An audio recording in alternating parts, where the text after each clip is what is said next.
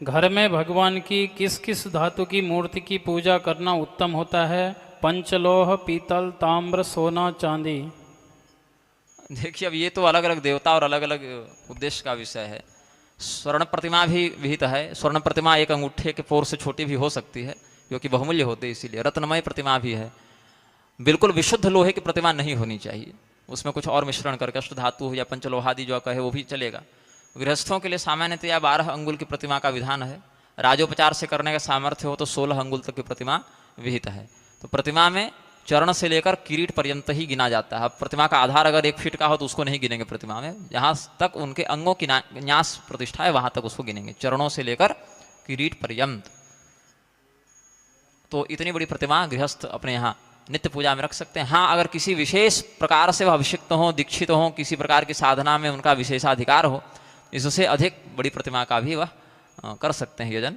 इनका निषेध नहीं है, क्योंकि वो केवल सामान्य गृहस्थ कोटि में नहीं आते हैं, इसलिए एक यह बात है।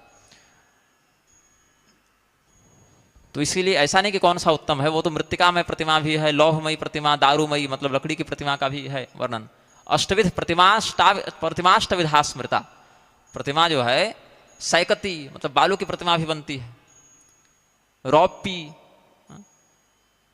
मतलब चांदी की प्रतिमा भी बनती है। लेख्या मतलब ऐसी प्रतिमा जो लिखी गई हो, मतलब चित्रकार इत्यादि फोटो बनाते हैं ना, ड्राइंग पेंटिंग।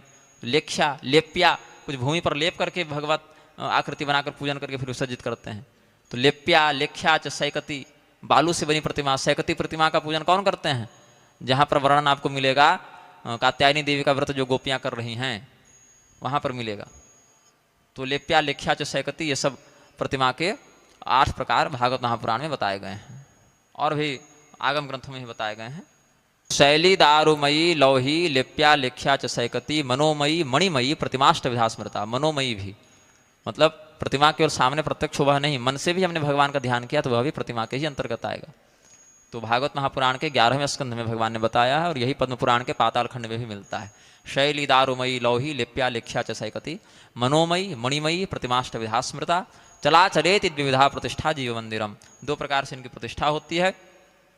एक तो चल प्रतिष्ठा, मतलब भगवान की प्रतिमा को इधर उधर भी कर सकते हैं। दूसरी अचल प्रतिष्ठा। तो अचल प्रतिष्ठा मतलब मूर्ति इधर उधर नहीं कर सकते हैं। तो अचल प्रतिष्ठा सामान्यतया देवालयों में होती है और चल प्रतिष्ठा सामान्यतया घरों में होती है। और देवालयों में भी अचल प्रतिष्ठा के अतिरिक्त चल प्रतिष्ठा घर में, अचल प्रतिष्ठा मंदिर में। लेकिन उत्सव विशेष इत्यादि के लिए एक उत्सव विग्रह भी होता है जो समयानुसार रथ यात्रा इत्यादि में प्रयोग करते हैं, या वो भी एक विधान है। लेकिन हाँ, जगन्नाथ स्वामी जी की रथ यात्रा में मूल प्रतिमा ही है, वहाँ पर वो अलग से अपवाद नहीं है।